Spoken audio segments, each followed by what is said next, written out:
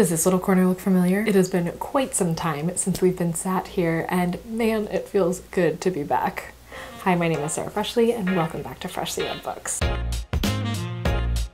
Before we get into it, I just wanted to say thank you so much for all the sweet comments on my last video. That was my Booker shortlist vlog, where I actually got to go to London and see the shortlist get announced. It was just an incredible altogether experience. I had a great time, but that video definitely included a bit of a roller coaster of emotions for me. So I just wanted to say thank you because everybody in the comments were so sweet. And to also say that I'm doing well, and I will definitely be looking back on that trip overall fondly, because that was just like such an incredible time, and it was so great to meet people that I hadn't met in person before, and to be like actually a part of Booker and be like more acknowledged as a part of it. Absolute dream come true. Also, something that I didn't share in the video, but shortly after when I ended it on my last day of the trip, I got to meet up with a friend that I hadn't seen in 6 years, and so that was just really great and definitely lifted my spirits. So I don't want you to think that like the end of that trip was just like all in that headspace. Anyways, let's get into what this video is actually about. If you don't know, I spent most of August in Indonesia and Thailand, which was shortly after the long list for Booker was announced. And so I was reading those books while I was there. I have a video already on my time in Indonesia and the books that I read there, and now we're going to be covering the books that I read in Thailand. Kind of, like some of them happened in Indonesia. Basically, the two Booker books I'll be covering in this one are Maps of Our Spectacular Bodies by Maddie Mortimer and O. William by Elizabeth Strout. But I did read the entire Amgash series up to obviously O. William, but I'm talking about all of those books in this video. And again, these clips, I have some clips from my trip, and then also like my initial thoughts on the books right after I had finished them while I was still in Thailand. And then I'm gonna come back as in me now here. I'm gonna come back and do a little wrap up of those books once I'm done talking about them there. I think that that makes sense. And if it doesn't, you don't have to tell me. Just pay attention to what I say about the books. I'm sure that's why you're here anyway.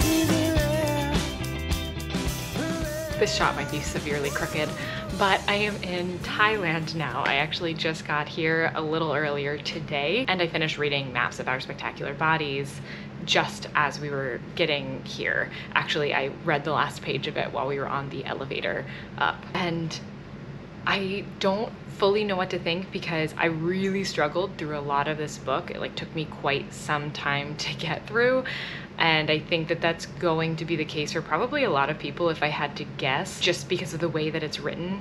I do think that it picks up a little bit and then the plot becomes, I mean, it's definitely a character-driven book, but the plot, like what plot there is, does become a bit more engaging towards the end.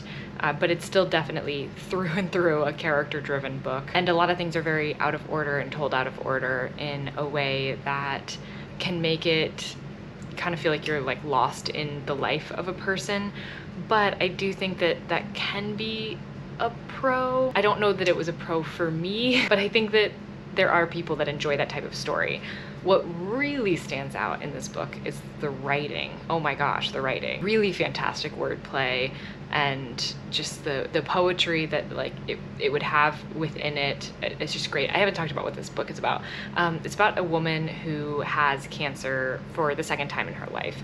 So she's needing to go back through chemo. She did it before and she was able to recover. Chemo worked for her, but the cancer's back, and so she has to do it again. And she's got a husband and daughter, and so it's like their family unit, but it's also about her past as well, and things that she's felt guilty for or things that she hasn't quite gotten over.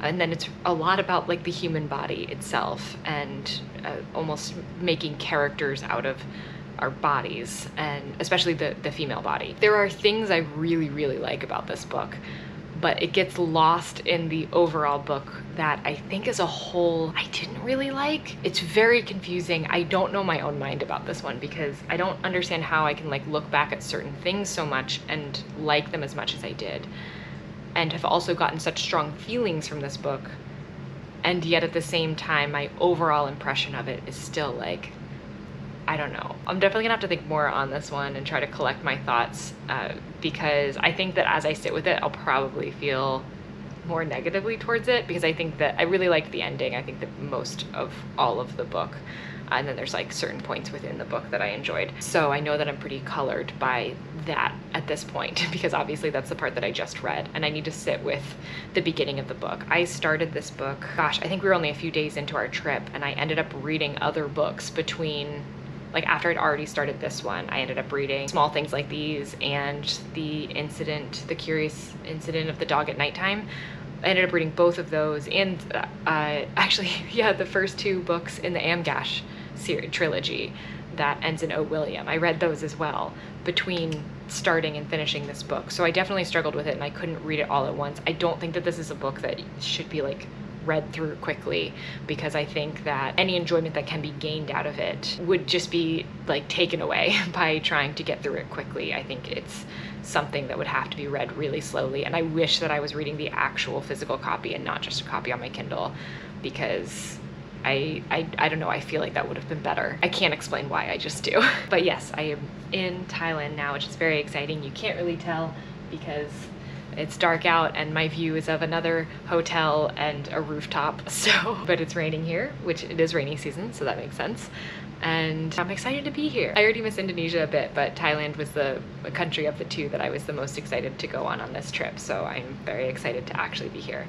But now I have to get back to work because I am working while I'm away, which is the only reason why I'm on a vacation this long. I just wanted to make the flights over here worth it, because it takes like 2 days of travel to get here, and I didn't want to do that for like a week and a half long trip. So I get to stay here for 3 weeks, but I am working for a week. But very, very happy to be here, and very excited for my friends to get back with dinner soon and to eat whatever they were able to find. I'm pretty sure it's street food on the menu tonight, so. So I did end up being right about this one. My positive feelings that I did have lessened even more over time. Or I guess the more accurate thing to say is that it just like didn't really stick with me. It is so surprising to me that a book that is quite lengthy compared to the other books on the Booker long list, and also so character focused and has very few characters, I would say, somehow the characters are still not very memorable. Like one would think, because of purely the amount of time that I spent with those characters while reading, I would remember them more than I do. But I barely remember them. Ooh. So I guess I don't really have anything more to say about this book. I really like what it set out to do. I think that it had a good mission, but I just don't think that it did it. That's where my feelings land on this one. Now, would the Booker Frog and I recommend it? Of course, if you don't know, the Booker Frog is the frog that tells you whether or not you should read Booker books. Books that have been longlisted for the Booker Prize. This frog will tell you if you should read it or not. How cool. It has nothing to do with me. It's all him. But yeah, I mean, like, would we recommend it? No. However, if you're interested in poetry, specifically from like the female perspective and about female bodies, then I would say Women Without Shame. Hold on, I've got it here. Oh, okay, but see, I'm currently reading this, so I don't have the book cover on it. There we go. Women Without Shame, which is a poetry collection by Sandra Quiseneros, and this book was given to me by Knopf Publishing. Did I learn how to pronounce that correctly? Hopefully. I'm gonna continue to say it like that confidently until somebody corrects me, as you should do on the internet. Anyways, that's what I would recommend. Obviously they're very different, and I still do really like I stand by the fact that I think that Maps of Our Spectacular Body has really fantastic writing. I really enjoyed the poetry portions of the book, but just overall, I don't think it was anything spectacular. All right, let's get it. I think we're gonna have a wonderful time, and I haven't felt like this in a while. We're gonna have a wonderful time.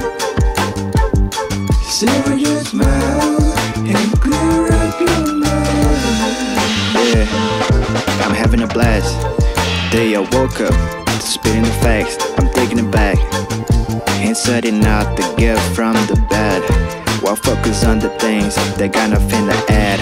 After all, I'm at a place I never thought I'd get. We got a whole life ahead. That said, I'ma just live till I'm dead. Let's go. Hello again from Thailand. I am right now in Koh Samui. Still don't know how that's pronounced. I have heard it pronounced so many different ways at this point, and I don't know what's right. Prior to this, I thought it was Koh Samui, but I think it's Koh Samui. Actually, that might have been right. That's where I am, which is an island in Thailand. So we are doing Bangkok and then also here and then back to Bangkok and then the trip's over, which is crazy. This is my second to last like place that I am staying in. Actually, I'll show you outside the window. It's been closed basically this whole time because it gets really hot in here and the AC doesn't work super well. So like the sun shines in and it heats it up so much more than the AC can even attempt to cool it down.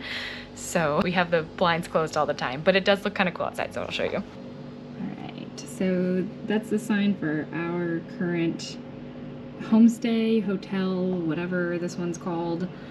And that's the street outside. Let's get a view from the other side. You can buy some modern suits down there. And you can't see it, but behind us, the beach is super close, so that's nice. Also, today we went to an elephant sanctuary and I got this super cute little elephant. But the real reason why I'm recording this is to talk about O. William and actually just the trilogy in general. So while I've been reading the other books that I've been reading for Booker on this trip, I've also been working my way through the trilogy since my library had all the audiobooks. So basically any time that I didn't want to be physically reading a book, but we were on like a plane or something like that, I would be listening to the audiobooks. So I did that, and then I also read O. William, and now I've finished the trilogy. I know I've heard many times at this point that it is not necessary to read the first two books in order to read this third one that's been nominated for the prize, but I decided that I wanted to. Just a personal decision, and I'm really glad that I did. Basically, anytime that I can get more information to like set up a story, I do typically enjoy that. Also, did I call this a trilogy? It's not a trilogy, it's gonna be a quartet, I think. There's another book coming out in this, so there will be at least 4 of them, and I think that that's it, but I don't actually know. But I've read these 3 books, and so I wanted to talk, I'll talk a little bit about the first 2. So the first one is My Name is Lucy Barton, which I was really surprised in general on these 3 books how much I liked them, because reading the synopsis I was like, it'll probably be all right. But I ended up really enjoying myself reading these and the perspective that it brought. So My Name is Lucy Barton focuses on our narrator that's the same narrator throughout, well, no, our narrator that's the narrator of the first and the last stories, but the middle one, it kind of jumps around to quite a few different people, but she's also included in that, so she is still the narrator for like a little portion of it. But anyways, so it focuses on Lucy Barton and a lot on her, specifically her relationship with her mom, her upbringing, but it really just kind of grazes over the surface of it. Like, it doesn't get too deep, and I think it's because Lucy's the narrator and she's reflecting back on this time rather than it being kind of the story where you see them all the way through and it feels like they're narrating in the moment. She's looking back and reflecting on this, and I think that there's a lot that is suppressed for her in her history, so you just kind of get this feeling that she hasn't really come to terms with what happened to her while she was growing up and what her childhood was like. Like, she knows that it was bad and that it was a lot worse than what most people deal with as they're growing up, but I don't think she like fully contextualizes the extent that it goes to, or that it went to. It's very interesting to see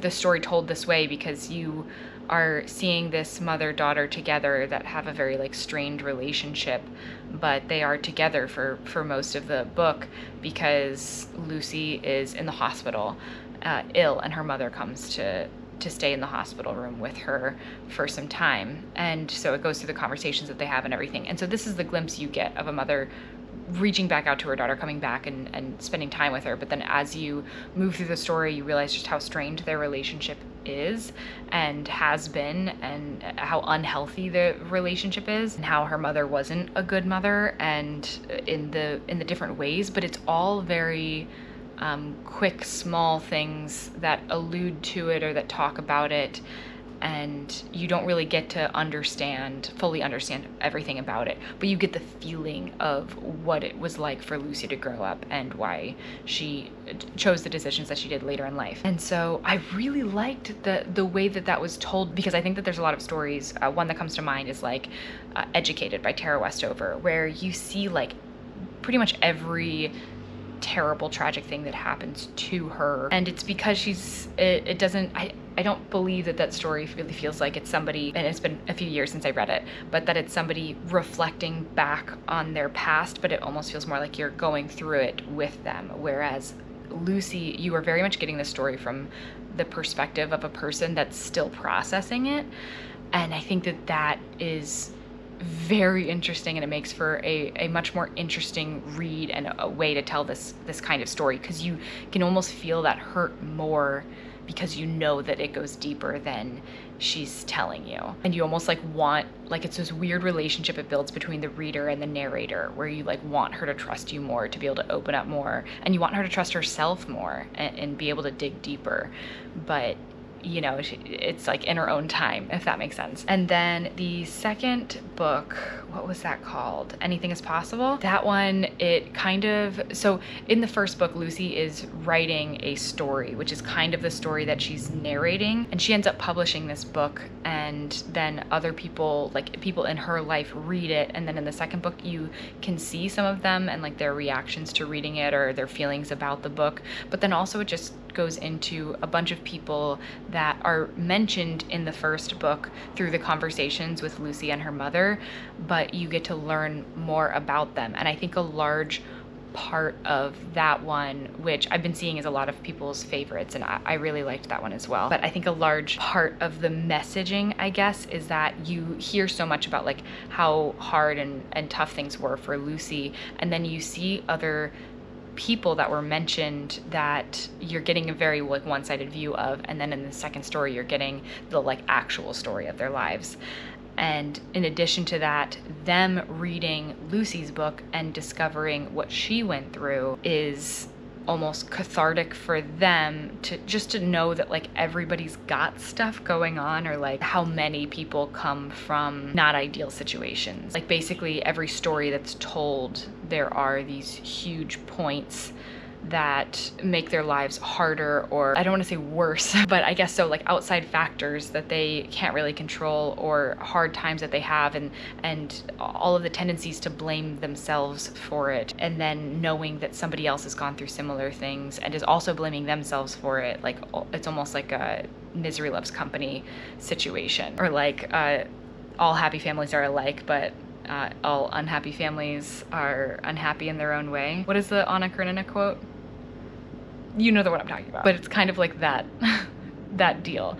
And everybody's like kind of just assuming that everyone else is like totally comfortable in their lives for some reason, even though they're not. So that's the kind of perspective that we get like going through that second one. Like everybody's got their own story. There's always like multiple angles on one story that's being told, and it's always going to look different from the outside than it is from the inside, especially depending on what the person, like what the onlooker has dealt with in their own life. Then their interpretation of seeing somebody else is going to be different even than somebody else's outside perspective, and all of that is going to be different from what's actually going on, if that makes sense. And then we get to Oh William, which is the book that's actually on the Booker 2022 long list. This one focuses on Lucy's husband, her ex-husband really, which is not a spoiler for any book. We find out in the first book very early on that they do get divorced, but they have I guess like an amicable relationship. Like it definitely goes through ups and downs, and it took a while to like get to the point that it's at in the time of this book. But you don't really see any of that. You more see just that they are friendly, that they do kind of reach out to each other, that they understand each other in a way that other people don't, because they've just spent so much time together. They've raised 2 children together. And so you get to hear about William, her ex-husband, from Lucy's perspective still. And you find out more about what his childhood was. And I think you get kind of that same thing where he's also coming to terms with what his childhood was and the things that went on in it. And he's digging into his past a little bit, but also just memories that he has that he doesn't really, like he remembers, but he hadn't really been thinking about them for a while. And maybe he blocked them out and they just like come back to him. But he's kind of got that same thing going on as Lucy, but just to a lesser extent, where there's definitely some suppression going on with his memories. And so this book dives more into that. And there's also a big focus, I would say, in this one, and maybe in the first one as well, but I think it mostly comes to light in this one, a big focus on the difference of class, of privilege, of where you grow up, and the kind of like American dream a thing where, like, even if you get to, like, Lucy is objectively very successful now, but she still struggles with a lot. And it's all because of what she came from. Like, she's never going to be exactly the same as somebody who grew up with more privilege and then became an author, like, and was successful, or even didn't become an author, but was just successful enough to have a living and feel comfortable their whole lives. Like, she's always going to have to deal with the way that she grew up, and that's always going to have scarred her in some way. And so there's a lot of focus on that, like, class issue, on what that can do growing up in that situation. So yeah, overall, I was really surprised by how much I liked these three books, because again, I didn't expect to, and I'm so glad that they were on the Booker list, because they were really good reads. So I would say, if you're thinking about reading this book, O. William, I think that it's a great idea. I do think that you'll get more out of it if you read the first two, but the main message, it's not going to be lost on you if you don't. Anyways, I have to get back to my work day, but this is my last day working while traveling, so that's very exciting. And I think that this is going to be the last update about a book that I'll have while I'm gone. It's weird to think that the next time I'll be talking to a camera is going to be at home, and where I'm used to recording these, and not on like a GoPro in some random hotel room. Back again. So I'm actually very proud of myself for how well I did while talking about O. William and like the entire series in general. I feel like I really touched on everything, and as I was editing, I was like, wait, what else am I gonna say about this? I did this already. But I still have two things to add to it. The first is about Educated by Tara Westover. Why do I want to say Tara Westaway? Oh, I'm thinking of The Death of Mrs. Westaway, which is another book. But I made a comparison to Educated from the first book, My Name is Lucy Barton. And I think that it did serve the purpose I was trying to use it for, that comparison. But I do want to point out that Educated is a memoir. And so obviously, like, there's not liberties that could be taken as they can be with My Name is Lucy Barton. And really just the main thing that I wanted to point out was that I liked that you could feel that Lucy was processing as she was writing the first book, like writing the first book, obviously, not actually, she's a fictional character. And like by the third book, you could kind of feel more like Lucy was reaching this new level of awareness about her own life, although she's definitely still like a shifting and changing person. And I just think it's cool that you can feel that throughout the series, is more what I was trying to say. Secondly, if you were thinking about reading this book and you haven't yet, and you're still considering whether or not you should read all three of the books that are out right now, or just O. William, I know people say, like, you don't have to read the first two. I know I've said you don't have to read the first two in that clip you just watched, and you don't. You really don't. But like, should you? I think you should. I think this book deserves that. I think you deserve that. Like, treat yourself. Fully learn about the story and like really get to know what makes the third one so impactful, please, for me, for us. This is getting weird. But I do think at least the first one, like at least read the first one, because I I just feel like it'll mean so much more. You're probably wondering if the Booker Frog and I recommend this book, and you're gonna have to keep wondering because that is going to be a part of a future video where the video is fully dedicated to talking about my review of this book, the themes, the breakdowns, the videos that I am more known for doing, at least through Booker time on my channel. Basically, the plan is to review all 6 of the shortlisted books.